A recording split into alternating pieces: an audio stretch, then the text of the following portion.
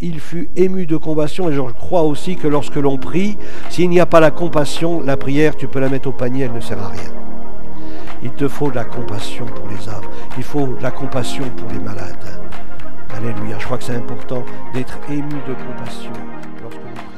Voilà. Donc nous allons poursuivre sur la croissance spirituelle, dialoguer avec Dieu. Voilà, j'ai été équipé de lunettes spéciales qui voient au-delà des choses qui sont visibles, qui percent l'invisible. Voilà donc enseignement concernant la prière. Donc on avait vu plusieurs choses, et là nous allons voir, la prière c'est un service pour Dieu. Un service pour Dieu. Dans Luc chapitre 2, verset 37, il nous est dit que Anne servait Dieu, nuit et jour, dans le jeûne et dans la prière. Donc la prière c'est un service pour Dieu, et lorsque je viens aussi aux réunions de prière, eh bien je fais un service pour le Seigneur, parce que j'apporte ma prière. Et nos prières sont importantes, sinon ça ne servirait à rien de prier. Mais pour Dieu, c'est important, notre prière, c'est un service. Il y a quelque chose qui se passe au niveau de la prière. Lorsqu'on demande de l'aide à Dieu, son action, il le fait. Si on ne le demande pas, il ne le fait pas. Donc la prière, c'est vraiment important. Anne servait Dieu nuit et jour dans le jeûne et dans la prière. Acte 6, verset 4.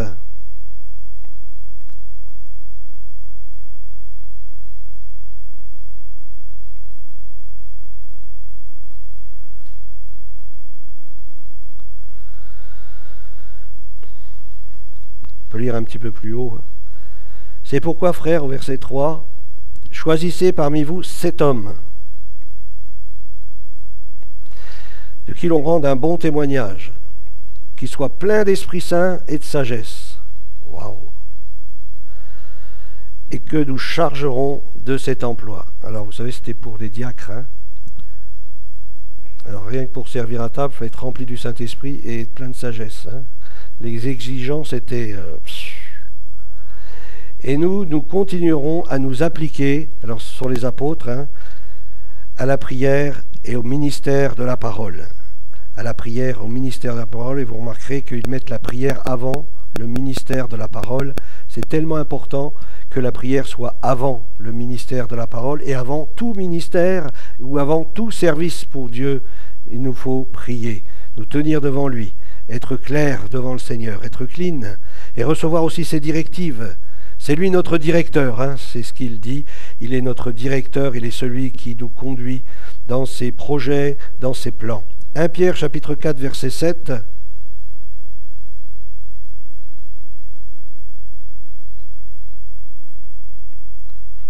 T'as pas pris ta Bible, Emma? T'es filmé, hein?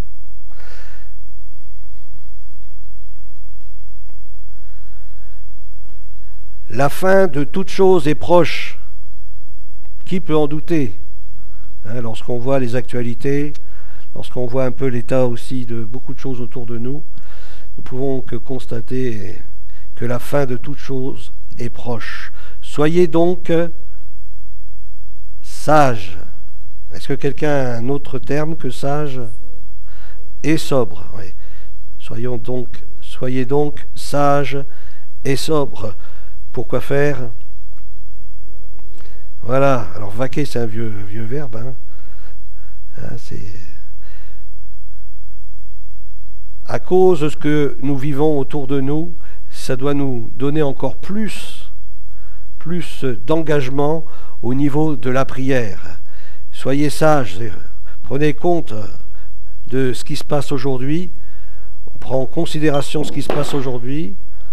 Voilà, il me semblait bien. Il y en a qui s'appelait Eutychus, ou Eutychus, vous connaissez, non? Mais il était au bord de la fenêtre. Ah ouais, il est tombé. Alors ne fais pas de Eutychus. Alléluia. Donc soyez donc sages et sobres pour aller dans la prière. Avant tout, ayez les uns pour les autres une ardente charité. Alléluia. On a aussi un autre texte dans Matthieu, chapitre 9, verset 38.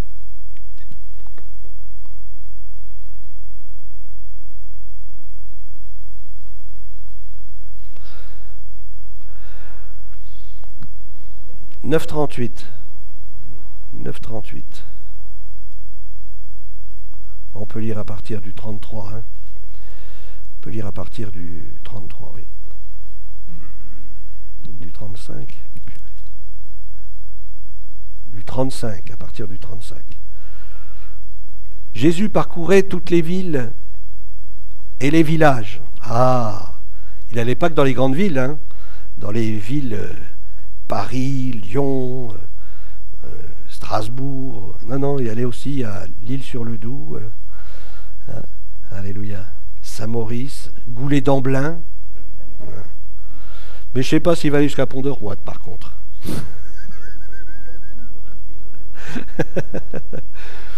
Voilà, de villes et les villages. Ah, il passait aussi par les villages. Enseignant dans les synagogues. Alors Jésus, comme forcément il était juif, puisque le salut vient des juifs, il avait fait donc sa bar mitzvah, et donc il pouvait apporter quelques paroles dans les synagogues, et comme il le connaissait comme un enseignant, il avait son entrée dans certaines synagogues, mais ça n'a pas duré long, hein. Mais au début, il avait son entrée dans certaines synagogues, et il pouvait enseigner. Jésus enseignait, prêchant la bonne nouvelle du royaume, et guérissant toute maladie et toute infirmité. Alors il n'y a pas de choses qu'il ne pouvait pas guérir, ou même on aurait pu juste enlever le mot infirmité, mais non, les maladies, mais aussi les infirmités. Alors si vous avez des infirmités, eh bien Jésus peut guérir ces infirmités-là. Rien n'est impossible à Dieu. Et tout est possible à celui qui croit. Donc c'est à nous de nous appuyer sur la parole, parce que Jésus, avant de guérir les malades, ou avant de guérir toute infirmité, d'abord il annonçait le message. Il annonçait la parole de Dieu. C'est pour cela que généralement dans nos réunions, on prie pour les malades à la fin de la réunion, en espérant que ceux qui viennent à la prière, à l'imposition des mains, ont reçu une parole de Dieu. C'est important de recevoir une parole de Dieu, afin que lorsque je viens à l'imposition des mains, eh bien je reçoive la guérison. Moi, pour ma part, c'est ce qui se passait à chaque fois lorsque j'étais malade et que je venais à l'imposition des mains, j'écoutais le prédicateur jusqu'à ce que je saisisse une parole. Et lorsque j'avais saisi cette parole, qu'elle était plantée dans mon cœur, je venais à la prière et là, le Seigneur me guérissait. C'est important de saisir la parole de Dieu, parce que la foi vient de ce que l'on entend, et ce que l'on entend doit venir de la parole de Dieu. Voyant la foule, il fut ému de compassion. Et je crois que l'Église d'aujourd'hui a besoin de vivre cette compassion. Lorsqu'on voit tous les perdus, toutes ces personnes qui sont autour de nous, et en particulier même dans nos propres familles, nous devons être pleins de compassion, avoir ce désir qu'ils viennent à l'Évangile, qu'elles connaissent ces familles, l'Évangile, la parole de Dieu, et viennent au salut. Il fut ému de compassion, et je crois aussi que lorsque l'on prie, s'il n'y a pas la compassion, la prière, tu peux la mettre au panier, elle ne sert à rien. Il te faut de la compassion pour les âmes. Il faut de la compassion pour les malades. Alléluia. Je crois que c'est important d'être ému de compassion lorsque nous prions. Parce qu'elle était languissante et abattue comme des brebis qui n'ont point de berger. Alors il dit à ses disciples, la moisson est grande, mais il y a peu d'ouvriers. Alors qu'est-ce qu'il faut faire? Eh bien, il faut prier, toujours prier. Voilà. Il suppliait le maître de la moisson, Seigneur, envoie des ouvriers. Alors je ne sais pas comment vous suppliez, mais lorsqu'on supplie, eh bien on est quelque chose, on est un peu mordant. Hein. On supplie Dieu, Seigneur, viens au secours de ma nation, viens au secours de ma famille, viens au secours de mon village. Seigneur, tu vois toutes ces âmes qui partent en enfer tous les jours. Alors je ne sais pas combien il y a de décès par jour, hein, mais il y a beaucoup de décès. Hein. Aussi. Dans le monde. Hein. Bon, à l'Île-sur-le-Doubs, il y en a eu un peu moins alors. Un peu moins, voilà. Mais pensons à tous ceux qui partent de l'autre côté sans avoir entendu l'Évangile. C'est terrible, hein. Et vous savez qu'il y a des chrétiens qui disent « Oh ben c'est que Dieu n'a pas voulu ». Ou alors Dieu, c'est lui qui va toucher leur cœur, il n'y a pas besoin de nous. Alors que Dieu nous demande d'aller par tout le monde prêcher la bonne nouvelle à toute la création. Hein, même le centenier là.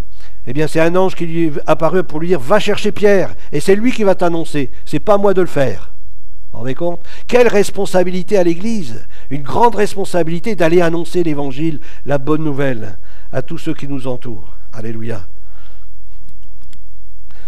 Alors la prière, c'est aussi un moyen de bénir les autres. Amen. On va voir ensemble 5 versets, 5 passages. Romains 15, verset 30.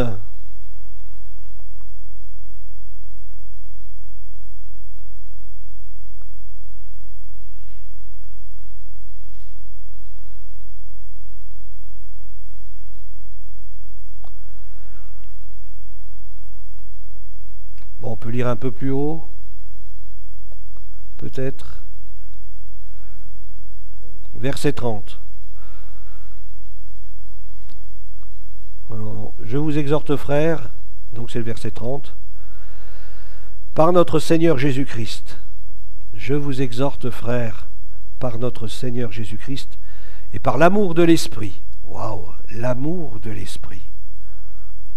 L'amour de l'Esprit. Je vous exhorte par l'amour de l'Esprit. La Bible nous dit que l'Esprit, il nous pousse dans la moisson. Il nous pousse dans les œuvres que Dieu a préparées d'avance. Il le fait par amour, parce qu'il aime. Dieu a tant aimé le monde, et le Saint-Esprit aussi, il aime le monde. Et son désir, c'est que le monde soit sauvé. D'ailleurs, c'est pour cela qu'il convainc de péché, de justice et de jugement. Et par l'amour de l'Esprit, à combattre avec moi. À combattre avec moi. Vous savez que lorsque l'on prie, on n'est jamais seul. Déjà, il y a le Seigneur qui prie avec nous. Il y a le Saint-Esprit qui prie aussi en nous, au travers de nous, mais aussi des frères et des sœurs, et dans le monde entier. Il prie, il prie et il prie. Vous savez que c'était en Corée, il y avait une montagne de prières, où les gens y venaient, et 24 heures sur 24, les gens priaient sur cette montagne.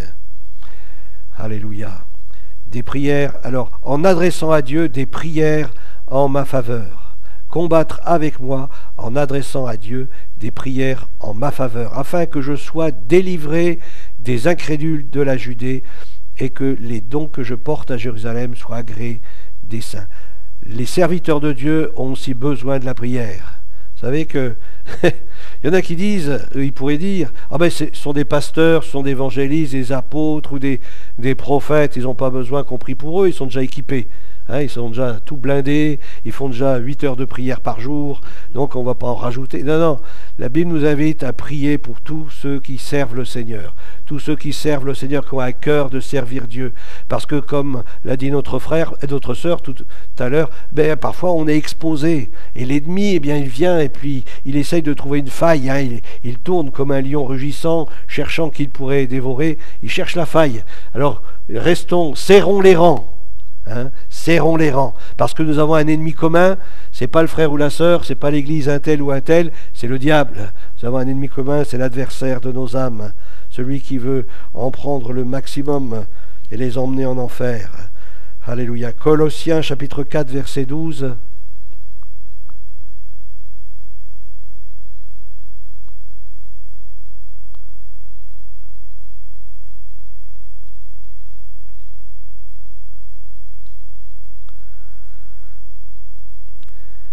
Epaphras, encore un beau nom. Il y avait Yabetz, maintenant Epaphras. Moi, j'en connais pas. Si vous en connaissez un, dites-le moi. Je ne connais pas. Epaphras, qui est des vôtres, vous salue. Serviteur de Jésus-Christ, il ne cesse de combattre pour vous dans ses prières, afin que, parfait, pleinement persuadé, vous persistiez dans une entière soumission à la volonté de Dieu. On pourrait dire une entière soumission au Saint-Esprit lorsqu'il nous conduit dans la prière. Le Saint-Esprit, il a des désirs. Le Saint-Esprit, il a une volonté. Et le Saint-Esprit veut aussi nous conduire dans la prière. Que nous puissions nous soumettre à la volonté de Dieu, nous soumettre à la volonté du Saint-Esprit. Et qu'il nous conduise dans la prière. Vous savez, parfois, vous avez, pendant votre moment de prière, vous avez peut-être des visions ou des pensées. Accrochez. Puis priez dans ce sens, que le Seigneur vous révèle dans vos pensées, dans votre esprit. Apprenons à prier par le Saint-Esprit. Alléluia. Dans Jacques chapitre 5 verset 16,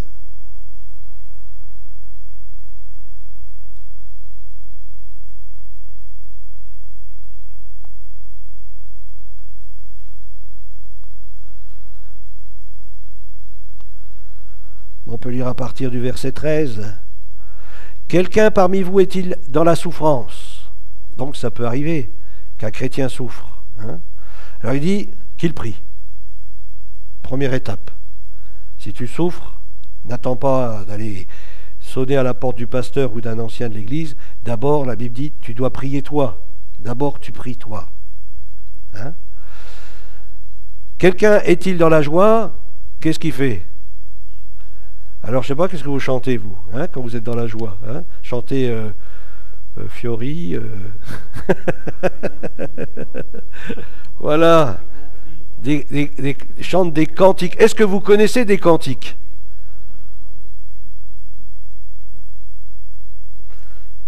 Pas ceux qui sont à l'écran, hein, ceux que vous avez enregistrés dans votre mémoire. Important de chanter des cantiques, hein, c'est important. On entretient notre esprit dans la joie. Vous savez que le Saint-Esprit, c'est la joie. Hein. Ah, c'est la joie. Et c'est formidable d'être dans la joie. Et lorsqu'on est dans la joie, ben, l'Esprit de Dieu, bien, on est renouvelé, il nous remplit, c'est formidable. Et quand on chante des cantiques, quand vous avez des idées noires, chantez des cantiques. Louez le Seigneur. Vous allez voir, les idées noires, tout ça va partir. Hein. Parce que c'est un gros nuage, c'est un esprit, hein, un gros nuage qui vient sur votre tête et qui essaie de vous influencer. Alors dès que je commence à chanter des cantiques, à louer Dieu, ne vous inquiétez pas, le nuage il va vite partir. Parce qu'il se sent mal, hein, il ne se sent pas à sa place. Hein. Alors quelqu'un est-il dans la joie qu'il chante des cantiques? Quelqu'un parmi vous est-il malade? Alors il fait une différence entre la souffrance et la maladie. Alors il nous a dit qu'il appelle les anciens de l'Église. Bon, il faut avoir le numéro de téléphone, hein, mais n'hésitez pas à appeler.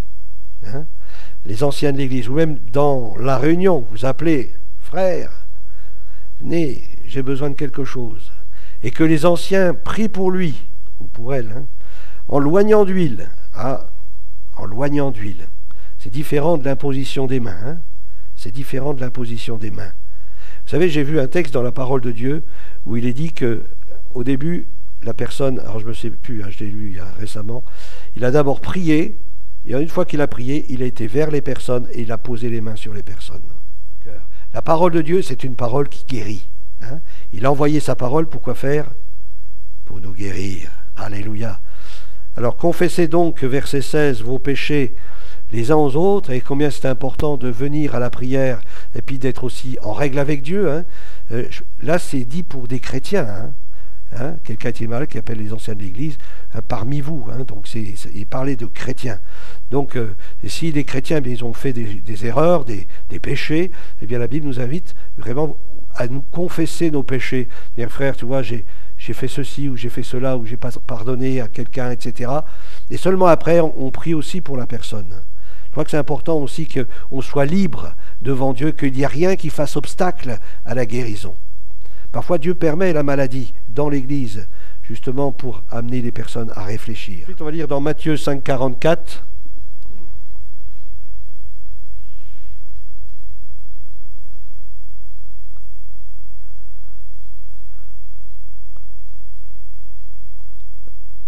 On peut dire, oui, le pasteur, il n'a pas eu assez la foi. Mais oui, mais si tu viens et puis que tu as un péché dans ta vie, on peut prier 10 000 fois, il n'y a rien qui fera. Hein. Le Seigneur, il veut t'éclairer, il veut que tu te sondes ton cœur et tu demandes l'aide du Saint-Esprit pour t'aider. Et là, lorsque tu vas confesser, tu vas venir à la prière et là, tu seras guéri. Matthieu 5, 44. Je crois que c'est un verset qui ne fait pas partie de la Bible, celui-là. Il a dû être ajouté. Hein. Alors, mais moi je vous dis, quand le Seigneur il dit ça, faut mettre un parapluie, hein, parce que ouais, comme tu dis, ça pique. Mais moi je vous dis, aimez vos ennemis, aimez vos ennemis. Ah là là là là, aimez vos ennemis. Puis il continue, hein. Bénissez ceux qui vous maudissent, bénissez ceux qui vous maudissent. Faites du bien à ceux qui vous haïssent. La dose, elle est forte. Hein. Et priez pour ceux qui vous maltraitent et qui vous persécutent. Alors, ne priez pas pour que le feu du ciel tombe sur eux, hein, parce que des fois, les interprétations peuvent être mal faites. Quoi. Non, il faut prier pour leur salut, pour leur guérison, pour que leurs yeux s'ouvrent. D'ailleurs, c'est ce qui est arrivé à Saul de Tarse. Ses yeux se sont ouverts Et puis il a vu la gloire de Dieu et c'est devenu un apôtre extraordinaire parce que des chrétiens ont prié non pas pour que le feu du ciel descende pour le consumer, mais pour que le feu du ciel vienne l'éclairer et lui donner vraiment cette connaissance du salut en Jésus-Christ. On le relit une dernière fois avant de passer à autre chose. Mais moi je vous dis, dit le Seigneur, c'est pas moi qui le dis, hein, c'est pas le pasteur, c'est pas un ancien, c'est pas je sais pas qui, non, c'est le Seigneur qui le dit lui-même. Et puis il insiste, mais moi je vous dis, aimez vos ennemis, bénissez ceux qui vous maudissent, faites du bien à ceux qui vous haïssent, et priez pour ceux qui vous maltraitent et vous persécutent, afin que vous soyez fils de votre Père qui est dans les cieux. Amen. Alléluia. On va lire un dernier texte dans 1 Timothée 2.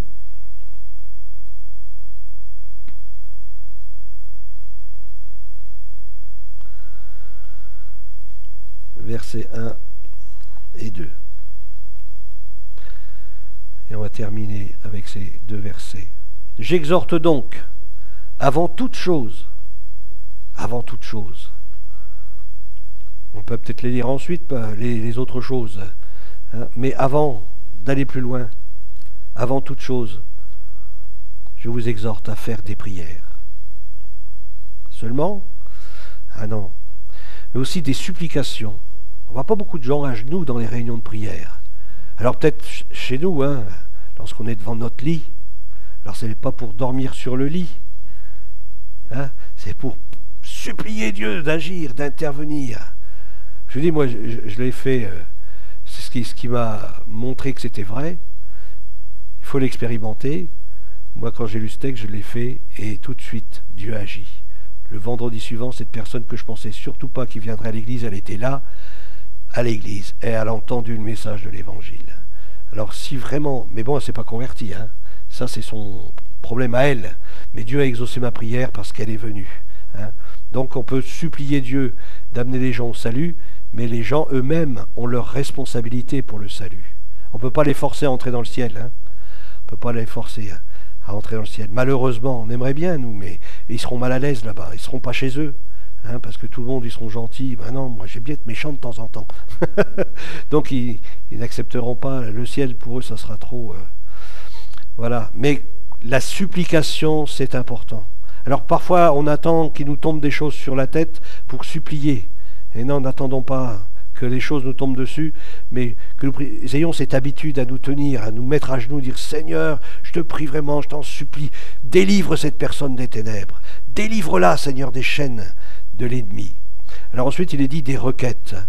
Alors des prières, des supplications, des requêtes et aussi des actions de grâce. Et parce que dedans il y a toujours des actions de grâce. Seigneur, merci parce que tu as entendu ma prière. Seigneur, merci parce que j'ai reçu dans mon cœur cette conviction que tu vas agir. Et je te bénis pour cela. Alors il est dit pour tous les hommes, on a lu tout à l'heure, hein, même pour nos ennemis. Donc supplier Dieu pour que nos ennemis même se convertissent, qu'ils se tournent vers le Seigneur. Amen. J'ai écouté le témoignage d'un homme aujourd'hui. Cet homme il a vécu une vie complètement dépravée. C'était quelqu'un qui travaillait dans l'aviation, donc il avait les moyens financiers. Donc il menait une vie assez folle. Et puis un ami qui l'a invité à l'église. Et puis il est venu à l'église. Il entendait le message de l'évangile. Et puis toute la semaine, il retournait faire toutes ses embrouilles, toute sa fiesta, et ça a duré comme ça plusieurs semaines, peut-être même plusieurs mois, jusqu'à un jour, où là, la parole de Dieu, là, paf, l'a explosé, et là, il a commencé à pleurer, et d'un seul coup, il était tellement ému de compassion dans son cœur, il voyait tellement tous ces gens qui étaient autour de lui être perdus, qu'il fallait qu'il leur rende témoignage. Et il rendait témoignage à tout le monde. Et pourtant, il le connaissait, c'était quelqu'un qui menait de vie de patachon, comme on dit. Mais quand le Saint-Esprit a touché son cœur, c'est devenu une nouvelle créature. Les choses anciennes étaient passées, toutes choses étaient devenues nouvelles. Et là, il servait le Seigneur, et aujourd'hui, il est le pasteur d'une des plus grandes églises au monde. parce que c'est un homme qui s'est laissé toucher par la parole de Dieu. Parce que des hommes, des femmes ont prié pour son salut. Ils ont supplié Dieu, Seigneur, tu vois cet homme, tu vois, il vit encore dans le péché, mais Seigneur, sauve-le. Seigneur, agis encore, travaille son cœur, et que la parole le pulvérise, le pénètre au plus profond de son âme. Priez avec instance, avec insistance, et nous allons voir des miracles, parce que Dieu est fidèle. Ce que sa parole dit, il l'accomplit. Amen. Seigneur notre Dieu, notre Père, nous voulons te bénir pour ta parole qui est la vérité. Aide-nous à entrer, Seigneur, dans tes plans, dans tes projets. Aide-nous à entrer, Seigneur, dans l'intercession, dans la supplication, dans une prière fervente. Tu dis que la prière fervente du juste, Seigneur, oh, et nous te bénissons, parce que tu fais de nous des hommes, des femmes qui se tiennent à la brèche, qui intercèdent, qui prient, Seigneur, sans relâche. Et nous te bénissons de ce que tu nous conduis par le Saint-Esprit dans la prière. Tu nous éclaires, tu nous donnes les révélations dont nous avons besoin. Tu nous donnes des clés, Seigneur, pour ouvrir des portes que personne ne pourra ouvrir. Seigneur, merci parce que tu te sers de nous, tu veux être ouvrier avec nous.